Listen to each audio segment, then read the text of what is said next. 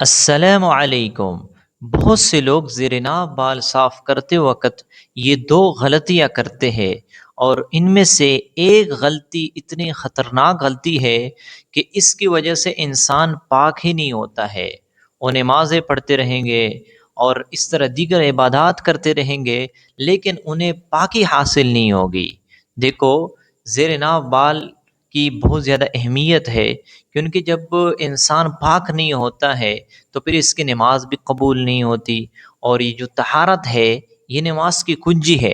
جب تک انسان پاک نہیں ہوتا ہے اس وقت تک اس کی نماز اللہ کے ہاں مقبول نہیں ہوتا ہے۔ اسی لیے اس میں سے جو ایک غلطی ہے، اگر انسان اس سے نہ بچا جائے تو اس کو پاکی حاصل نہیں ہوگی، ان کی نماز بھی درست نہیں ہے، اور وہ جو ہے نا دیگر عبادات جن کے ساتھ طہارت متعلق ہے وہ ادا نہیں کر سکتے۔ دیکھو، سب سے پہلی بات آپ یہ سمجھ لے کہ زیر ناف بال اور اس طرح بغلوں کے بال، اس کے بارے میں اسلامی تعلیمات کیا ہے۔ حضرت انس رضی اللہ تعالیٰ عنہ سے روایت ہے، وہ فرماتے ہیں کہ ہمارے لیے مونچھیں کتروانے، ناخن کاٹنے اور بغل کے بال صاف کرنے اور زیر ناف بال کو صاف کرنے کے لیے وقت مقرر کیا گیا ہے کہ ہم 40 دن سے زیادہ اسے نہ چھوڑے، یعنی 40 دن کے اندر اندر ہم نے انہیں کاٹنا ہے۔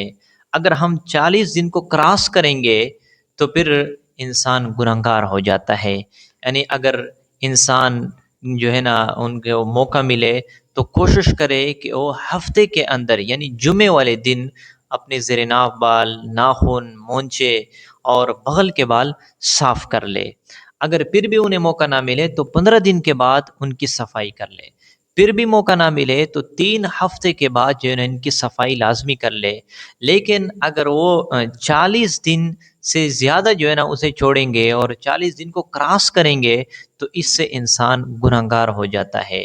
یعنی 40 دن سے پہلے پہلے جو ہے نا کتروانا اور ان کو صاف کرنا، زیر ناف بال کو صاف کرنا، ناخنوں کو کٹوانا، ٹھیک ہے نا، مونچھوں کو کتروانا، یہ جو ہے نا بہتر ہے کہ انسان ہر ہفتے ان کی صفائی کر لے۔ لیکن اگر نہ ہو سکے تو 15 دن کے بعد۔ لیکن اگر وہ 40 دن تک انہیں چھوڑیں گے اور 40 دن کو کراس کریں گے تو پھر اس سے انسان گنہگار ہوتا ہے۔ ہاں، لیکن اگر وہ 40 دن سے پہلے پہلے جو ہے نا وہ صفائی کرتا ہے تو پھر یہ ناپسندیدہ ہے۔ بہتر یہ ہے کہ ہر ہفتے ان کی صفائی کی جائے۔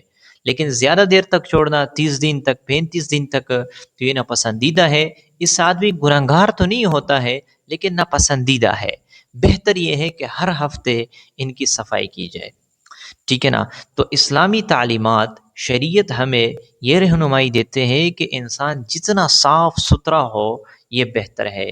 ان کا جسم صاف ہو، ان کا لباس صاف ہو، ان کے جسم کے اوپر میل کچیل نہ ہو، کیونکہ جو طہارت ہے یہ نصف ایمان ہے۔ تو 40 دن یہ وقت مقرر کی گئی ہے۔ 40 دن سے زیادہ آپ چھوڑیں گے تو آپ گنہگار ہوں گے۔ اب یہاں پہ جو دو مسئلے ہیں، سب سے پہلی بات یہ کہ زیر ناف بال کی حد کیا ہے، کہاں سے کاٹنا ہے۔ دیکھو، زیر ناف کی جو بال ہے یہ ناف کے نیچے سے لے کر اگلی شرمگاہ تک، ٹھیک ہے نا، اور خصیتین کے ارد گرد جو بال ہے ان کی بھی صفائی ضروری ہے، ٹھیک ہے نا۔ اور جو پخانے کے جو راستہ ہے اس کے ارد گرد جو بال ہے ان کی صفائی بھی ضروری ہے، ٹھیک ہے نا۔ اب جو مسئلہ ہے میں آپ لوگوں کو بتاتا ہوں جس کی وجہ سے آپ کو پاکی حاصل نہیں ہوتی، وہ یہ ہے کہ جس جگہ پر جو بھی بال ہے اور ان بالوں کے اندر گندگی، میل کچیل، نجاست پھنس جانے کا خطرہ ہے اور پھنس سکتی ہے، ٹھیک ہے نا، تو ان کی صفائی یہ ضروری ہے۔ اس طرح جو پخانے کی جگہ ہے ان کے ارد گرد جو بال ہے اگر وہ اتنے زیادہ ہو جائے کہ ان کے اوپر پخانہ لگنے کا اندیشہ ہو، گندگی، میل کچیل جمع ہونے کا خطرہ ہو، تو پھر جو ہے نا آپ وضو بھی کریں گے اور آپ کو پاکی حاصل نہیں ہوگی، آپ کی نماز نہیں ہوگی، کیونکہ آپ کے جسم میں جو ہے نا میل کچیل لگے ہوئے ہے، گندگی لگی ہوئی ہے اور یہ نجاست ہے، ٹھیک ہے نا۔ اس طرح جس جگہ پر جو ہے نا ایسے بال ہو جس میں نجاست لگنے کا، نجاست پھنسنے کا خطرہ ہو تو انہیں صاف کرنا یہ ضروری ہے، ٹھیک ہے نا؟ تو اس مسئلے کو آپ ذہن میں رکھیں کہ جو بھی جگہ ایسا ہو جہاں پہ گندگی نجاست بسنے کا خطرہ ہو، ان کی صفائی جو ہے نا یہ ضروری ہے۔ اب کن چیزوں سے صفائی کی جائے؟ دیکھو، بہتر یہ ہے کہ مرد حضرات یہ بلیڈ ریزر کے ساتھ جو ہے نا وہ صفائی کر لے، ٹھیک ہے نا؟ اور جو خواتین حضرات ہے وہ جو ہے نا پاؤڈر استعمال کر لے، کریم استعمال کر لے، لیکن اگر وہ اسے اکاڑ سکتے ہیں تو یہ زیادہ بہتر ہے، یعنی اپنے زیر ناف کی جو بال ہے انہیں صاف کر سکتے اکاڑنے کے ذریعے سے تو بھی بہتر ہے۔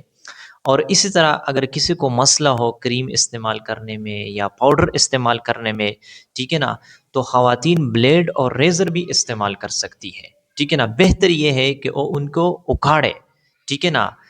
اور اگر اکاڑنے میں مسئلہ ہو تو پاؤڈر استعمال کر لے، کریم استعمال کر لے، لیکن اگر ان میں بھی مسئلہ ہو تو پھر جو ہے نا ریزر اور بلیڈ بھی استعمال کر سکتی ہے، ٹھیک ہے نا؟